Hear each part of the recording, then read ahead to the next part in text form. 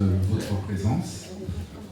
Notre table ronde donc traite cet après-midi de l'intime revisité. Le thème de l'intime, c'est un thème que l'APA a déjà traité dans le passé, d'où c'est intitulé, et notamment c'est un thème qui avait été fait l'objet d'un cahier en 2009, le numéro 43, ainsi que me l'a rappelé Elisabeth. Depuis 20 ou 30 ans, la notion d'intime et d'intimité a connu une évolution considérable, du fait de l'avènement d'Internet, des nouveaux outils numériques, des réseaux sociaux, etc. Le propos de cette table ronde va donc être de tenter d'établir une nouvelle définition de l'intime, d'examiner ce qu'a apporté le passage de l'intime à l'extime, de considérer les effets en retour de cette évolution sur l'écriture de soi. Nous allons donner la parole à 3 invités qui vont nous éclairer par leurs interventions.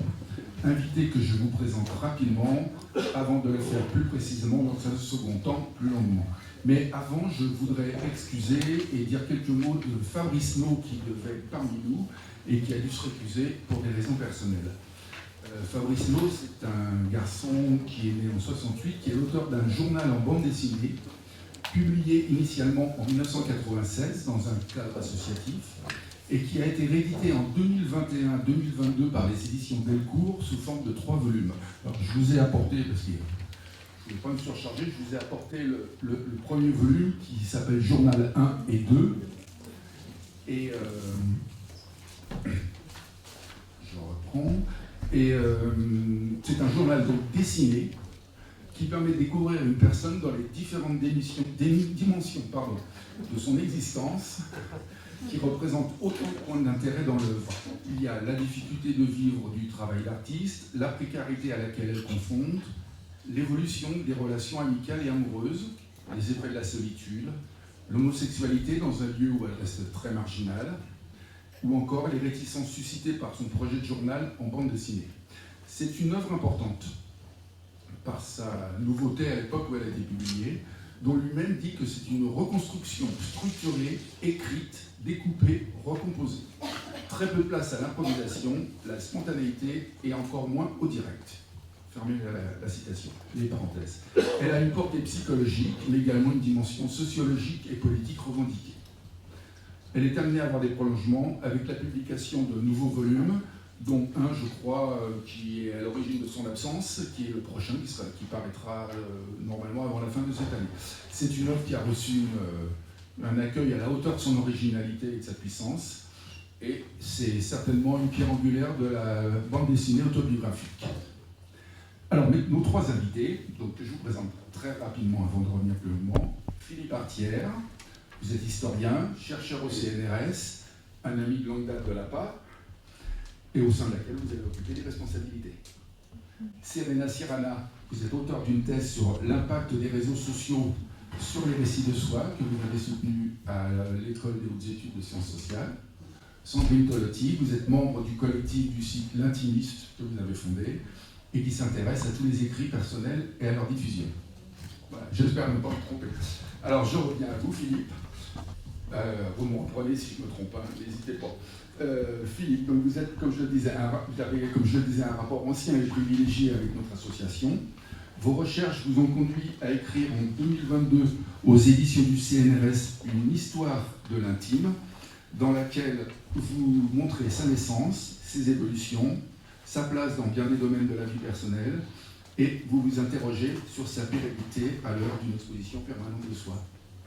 J'espère ne pas vous faire votre avis. Je vous laisse la parole.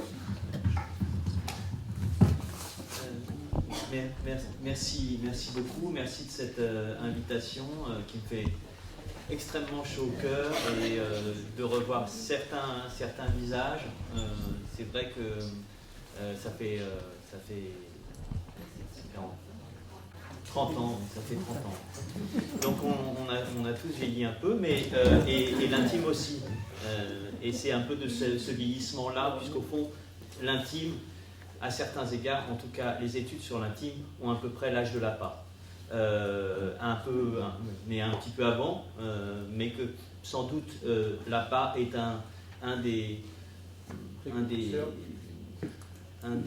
disons, symptômes de cet intérêt et de cette place de l'intime dans le champ, puisque avec ma voisine nous partageons, la recherche sur ces questions-là. Et c'est de cela dont je voudrais parler. D'abord, sans doute de l'histoire de l'objet intime en sciences sociales et comment il a émergé, puis revenir sur cette histoire de l'intime qui a été collectivement écrite et dont Lappa est une des actrices de cette écriture, puisque désormais, plus que jamais, les chercheurs et les praticiens, les chercheurs et les archivistes travaillent ensemble sur la construction de savoirs collectifs et sur notre propre histoire. C'est bien ça qui, je crois, est absolument central dans ce que vous faites aujourd'hui, dans ce que nous faisons du côté de la recherche, c'est-à-dire une espèce d'interaction permanente entre les usagers, les chercheurs, entre ceux qui conservent, ceux qui consultent et ceux qui produisent, puisque beaucoup d'entre vous en fait nourrissent nos sources, comme on dit, puisque des chercheurs travaillent sur des sources. Et c'est toujours émouvant pour un chercheur de se retrouver devant ses sources. C'est un peu comme lorsque on cherche des champignons. Voilà.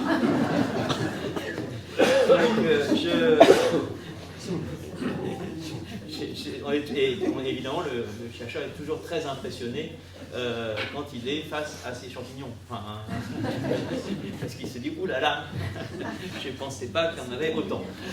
Voilà, alors je commencerai par je vais parler une vingtaine de minutes, puis surtout ce qui est important, c'est ensuite les échanges que nous aurons et puis que nous aurons ensemble, puisque c'est vraiment depuis le début des années 90, l'esprit de ces tables rondes, hein, c'est pas enfin, même si là, il y a une tribune, l'idée c'est bien que nous interagissions, comme on dit aujourd'hui, et que nous discutions de ces propositions de lecture. Alors peut-être revenir un tout petit peu avant la création de l'association pour l'autobiographie, au moment où émerge l'objet intime dans le champ des sciences sociales et plus précisément dans le champ de l'histoire. Parce que pour les historiennes et les historiens, très longtemps, indépendamment du déclassement, voire du mépris des études littéraires pour l'écriture autobiographique, dont on peut penser, ça a été peu rappelé, mais que le prix Nobel à Annie Ernaux est aussi un prix finalement aux apaïstes, hein, je tiens à le dire, parce que Philippe, on se souvient avec Philippe que Annie Ernaux a été une des premières à être à Lappa, et que c'est aussi cette écriture-là, cette écriture qui plus est féminine, à la première personne qui a été reconnue dans ce prix, mais ça c'est aussi dans l'histoire, hein, c'est-à-dire c'est 83, 84, les premiers textes publiés. Donc cette construction de cet objet intime, il est d'un côté progressivement un travail de sape qu'opère Philippe, le jeune, au sein des études littéraires, ou de sape, ou en tout cas de ce que les trotskistes appellent de l'entrisme. Pour rappeler un certain nombre d'entre vous, pas besoin de rappeler ce qu'est l'entrisme. Donc d'entrisme, et puis de l'autre, des historiennes et des historiens, je dirais d'ailleurs des historiennes, qui, au moment où elles interrogent la question de l'histoire des femmes, se disent mais où sont les sources ? Et c'est tout à fait intéressant de voir à combien finalement l'intime a immédiatement été associé, en tout cas dans la recherche, à l'histoire des femmes. Et l'autre figure donc majeure de ce tournant véritablement épistémologique, qui est c'est l'histoire des femmes et c'est le travail mené à l'initiative de Michel Perrault. Il faut rappeler cette fameuse collection où paraît à la fois Calicot, le journal de Caroline B, et puis saluer aussi Daniel Roche qui vient de disparaître et qui avait publié le journal d'un vitrier, le Tour de France d'un vitrier, Ménétra. Ce sont des publications extrêmement importantes parce que, et on voit à quel point ils ont dynamisé ce champ. Ils n'ont pas seulement dynamisé, ils nous ont fait voir les sources tout autrement. Et surtout, ils ont élargi les sources, et avec les sources, les acteurs de l'histoire, d'une certaine manière. Alors, on peut voir les choses dans l'autre sens et se dire que sans doute, cette place de l'intime et cet intérêt pour l'intime, il est lié au fait que, et j'y reviendrai, à la fin des années 70, au début des années 80, d'autres questionnements, le questionnement historien, je l'ai dit, s'élargit. Évidemment, la question du genre, il y a la question du corps, qui rentre massivement comme objet d'histoire. N'oublions pas que l'histoire du corps est encore une fois un objet récent. L'histoire des sexualités, objet récent. L'histoire des sexualités, c'est premier volume de l'histoire des sexualités de Michel Foucault, 1976, pardon. La volonté de savoir. Et donc cette histoire contemporaine de l'intime, elle met beaucoup de temps à émerger, y compris pour être prise au sérieux. On considère que tout ça, c'est pas bien intéressant par rapport aux mouvements sociaux. Alors c'est paradoxal, en venant à pied dans Paris, et en voyant toutes ces camionnettes de CRS et ces motards et tout ça, je me disais, c'est marrant, c'est assez bizarre comme chemin, parce que je fais un chemin inverse. Nous sommes plongés dans un mouvement social et nous allons vers l'intime. Et tout l'intérêt, à mon sens, de ce qui s'est passé autour de l'intime, c'est précisément d'avoir montré que l'intime, ce n'était pas ce jeu détestable, méprisable, mais que le jeu était au fond au centre d'une histoire contemporaine qui était elle-même complètement nourrie à la fois par ces grands mouvements sociaux au 19e et 20e siècle, mais que c'est bien parce qu'il y avait des identités, nous en reparlerons, des moments où un certain nombre de personnes s'affirment comme sujets, et notamment par l'écriture, que ces luttes-là ont été possibles. Alors, les acteurs de l'histoire, et puis évidemment, une conception de l'histoire qui change et qui ne regarde plus seulement ce qui se passe dans la rue, ne regarde plus seulement ce qui se passe dans les palais, mais regarde ce qui se passe de plus en plus à l'intérieur. Et de ce point de vue-là, ce n'est pas seulement l'histoire des femmes, c'est aussi l'histoire de la vie privée. Et si on y songe, l'histoire de la vie privée, donc, qui s'incarne dans 4 volumes aux éditions du Seuil, dirigés par Georges Duby et Philippe Ariès, au milieu des années 80, cet objet-là, en fait, il est traversé dans sa dernière partie, c'est-à-dire la partie contemporaine, par l'intime. Parce que l'autre nouvelle, peut-être qui apparaît au milieu des années 80, et ce n'est pas un hasard d'ailleurs si le fond de la part à les bornes, en tout cas à la borne de départ, est inscrit dans le 19e siècle et vient jusqu'à aujourd'hui.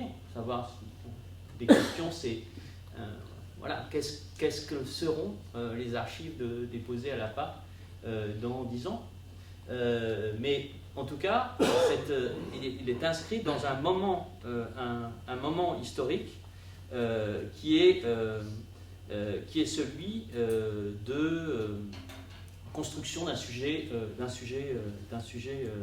moderne.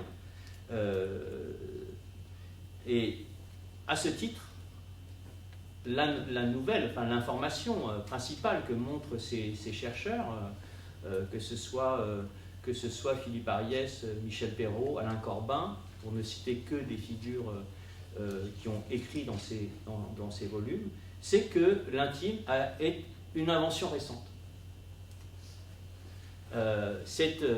Et ça a été un grand combat, je dois dire, assez pour les jeunes étudiants que j'étais, de voir comment, pour essayer de recadrer ça, comment, Philippe peut-être me contredira, mais comment l'autre Philippe, puisque c'est ainsi que nous nous désignons,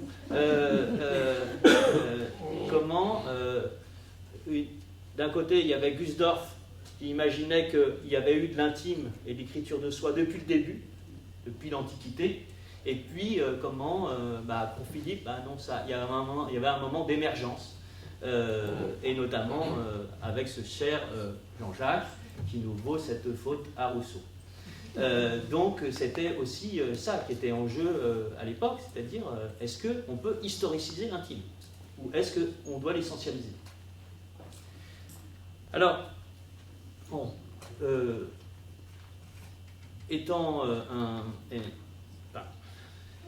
ayant été amené à travailler sur un certain nombre de ces archives du 19e et du 20e siècle, nous avons, puisque nous sommes nombreux à avoir,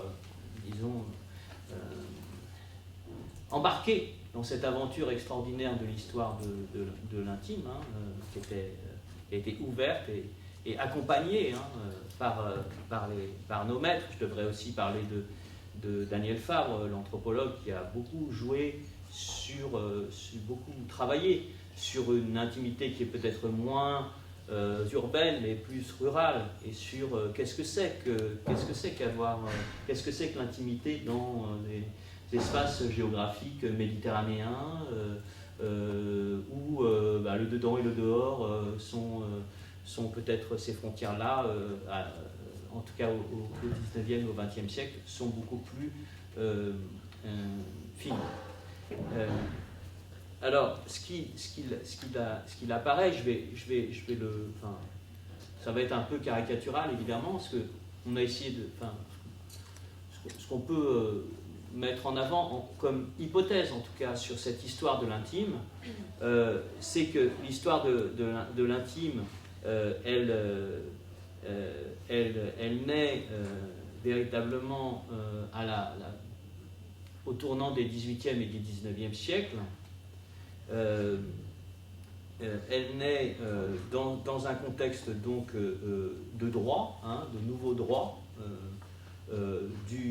qui sont certes largement énoncés, du moins d'un point de vue philosophique, par les Lumières, mais qui prennent forme dans la vie quotidienne par le code civil, le code Napoléon de 1810, et qui notamment définissent ce qu'est un espace privé, ce qui relève du privé.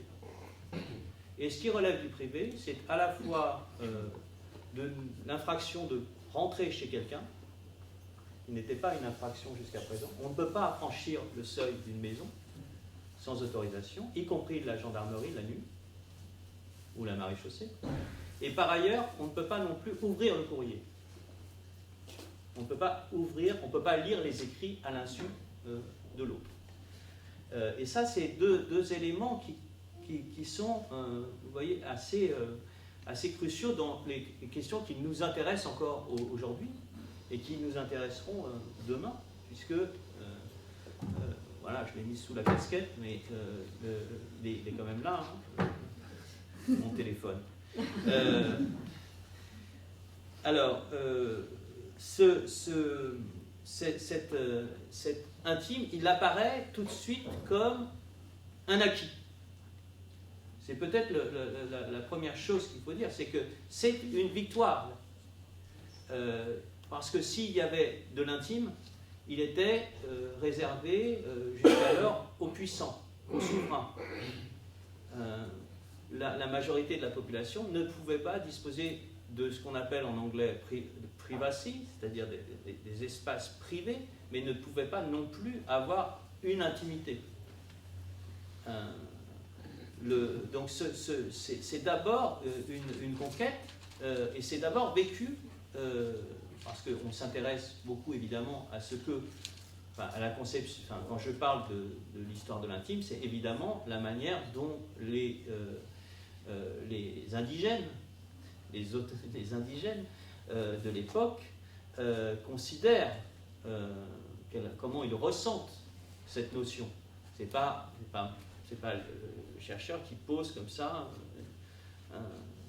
une étiquette sur ça, c'est de l'intime. Non, c'est qu'est-ce qui est de l'intime à ce moment-là? Qu'est-ce qui est de l'intime au début du 19e siècle? Et cet intime-là, c'est donc d'abord une idée de chez-soi. Une idée et donc progressivement qui va être très longue à s'instaurer, puisqu'elle est d'abord, et tout au long du 19e siècle, elle est l'apanage de la bourgeoisie.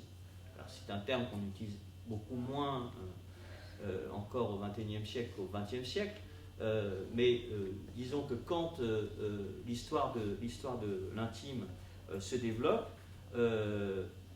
on parle d'une culture bourgeoise au XIXe siècle, et de grands siècles de la bourgeoisie, qui fait suite évidemment au siècle multiple de l'aristocratie. Et l'intime devient une valeur bourgeoise. Michel Perrault, Alain Corbin l'ont bien montré s'agissant des espaces, de la spatialisation dans les appartements, dans la vie quotidienne, mais on peut aussi, si on s'intéresse à l'histoire du corps, considérer que l'une des grandes valeurs de la bourgeoisie, c'est la pudeur. Et que cette pudeur, qui est d'abord considérée comme une manière de se protéger du regard des autres, peut être aussi considérée et va être considérée comme un obstacle au rapport avec l'autre. Cette pudeur castratrice, diront ensuite les psychanalystes. Donc cette invention de la pudeur, il me semble qu'elle dit bien l'ambiguïté de cette notion d'intimité au XIXe siècle. Et c'est elle, je vais aller très vite parce que comme j'ai 4h30 je crois, c'est ça que vous m'avez dit.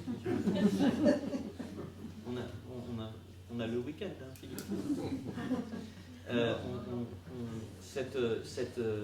C'est bien cette intimité bourgeoise qui va être remise en cause par un certain nombre d'entre vous. Enfin, si je puis me permettre à regarder, voilà, moi je suis né en 68, mais voilà, et en tout cas par un certain nombre de personnes ayant vécu ce tournant des années 60, où cet objet, par exemple, du journal personnel, qui est au cœur de vos réflexions et de vos pratiques, est à la fois un espace d'expression de soi, et en même temps, on dit de subjectivation, et puis en même temps, un espace de contrôle. Bon, j'espère que vous avez... Enfin, j'ai apporté la casquette parce que maoïste, mais j'espère que vous avez tous lu votre petit livre rouge de Lapa, qui est Le Mois des Demoiselles, et le fameux palindrome. Le palindrome, le titre en palindrome, qui est assez essentiel, puisqu'il montre bien aussi les deux aspects. J'ai toujours pensé que c'était un livre très foucaldien d'ailleurs, mais je sais que Philippe n'est pas tout à fait d'accord sur ce point. Toujours est-il que le journal est aussi à l'intersection de ce statut de l'intimité on va dire avant 68. 68 n'étant pas, disons, les années 60, mai-juin 68, non, disons, on va dire, globalement les années 60, en Occident. Évidemment, enfin, je le dis, j'aurais dû le préciser, je ne parle là que de l'intimité dans le monde occidental. Ça veut dire donc qu'en fait, je ne parle que de ce qu'on pourrait considérer comme une histoire minoritaire. Ben, du point de vue démographique, l'histoire de l'intime en Occident, c'est minoritaire. Il faut le savoir. Donc, on a l'impression que c'est majeur, c'est pas majeur du tout. Il n'empêche que si on s'en cantonne à ce point-là, ce qui se passe dans un certain nombre de pays, de culture occidentale, à ce moment-là, c'est une remise en cause de l'intime. C'est une remise en cause de l'intime, ou tout au moins, c'est une politisation de l'intime. Que ce soit sur le plan du corps, de la sexualité, que ce soit du point de vue des espaces qui ont défini l'intime. C'est, pour vous donner un exemple tout simple, c'est le fait que à partir des années 60, 70, certains magasins de vêtements décident qu'il n'y aura pas de cabine individuelle, mais que toutes les femmes vont essayer les vêtements dans la même pièce. C'était le cas, notamment, la première boutique d'Agnès B, c'est ce qui frappait tout le monde, c'est que tout le monde voyait, enfin toutes les femmes voyaient le corps de toutes les femmes. Toutes les femmes étant quand même toutes les femmes. Enfin, voilà, parce que je vais très vite, parce que je suis obligé d'aller très vite, mais évidemment, et je l'ai dit, cette histoire de l'intimité et le rapport que les individus entretiennent avec l'intime, et c'est peut-être une différence avec aujourd'hui, il est traversé par la dimension sociale. On ne dispose pas de la même intimité quand on est une ouvrière dans le textile au début du XXe siècle ou quand on est un homme bourgeois parisien des années 60. Hein. C'est à peu près évident. C'est évidemment que tout ça doit être nuancé, mais qu'il est plus difficile d'avoir une chambre à soi quand on est dans une famille ouvrière que dans une famille bourgeoise. Pour des raisons très simples, qui sont des raisons financières. Alors, révolte, politisation de l'intime et lieu du politique. C'est peut-être ça qui est passionnant dans l'histoire de l'intime, c'est que l'intime devient un lieu politique. Et de ce point de vue-là, les publications, si on suit l'histoire des éditions, on voit combien ces années 70 ont été le moment, non pas de la publication de textes émanant de personnes de Kidam, comme vous et moi, mais plutôt de ce que j'appelle les exceptionnels ordinaires, c'est-à-dire des criminels, des fous,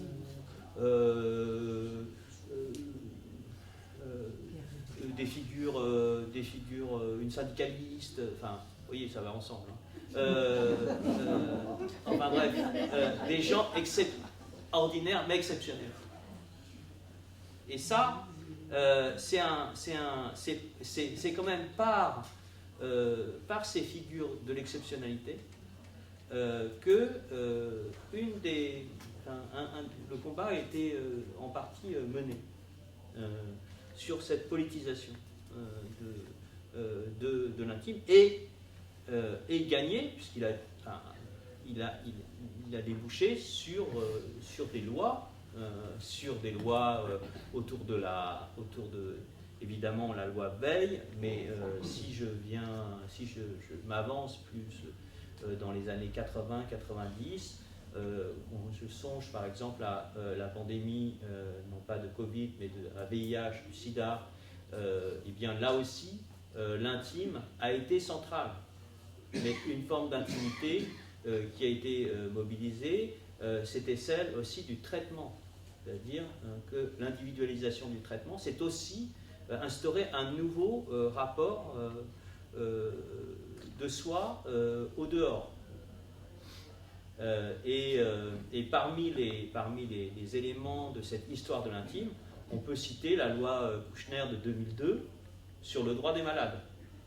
Je crois qu'il faut vraiment envisager, enfin, en tout cas moi c'est comme ça que j'envisage cette histoire, une histoire qui n'exclut pas d'objet, mais au contraire qui montre combien tout au long de ces deux siècles d'histoire, l'intime n'a cessé de se déplacer. Alors où on en est, parce qu'il faut, enfin où on en est, c'est surtout mes chers collègues et autres intervenants qui vont en parler.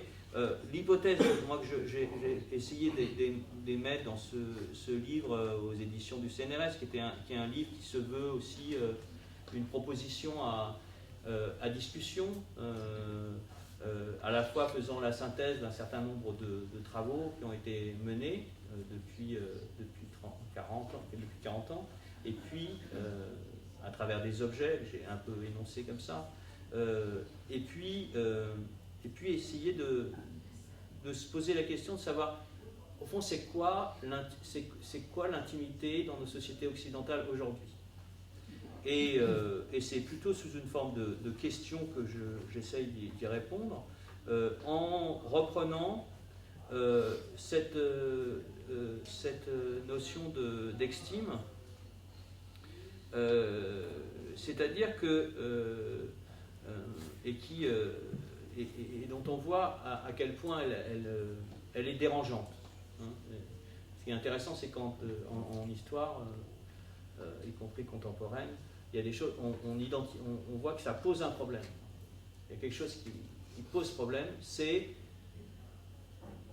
alors je vais dire le gros mot, c'est communauté, c'est identité.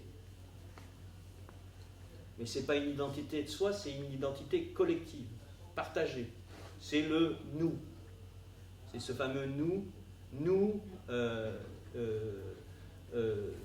au sens de moi aussi.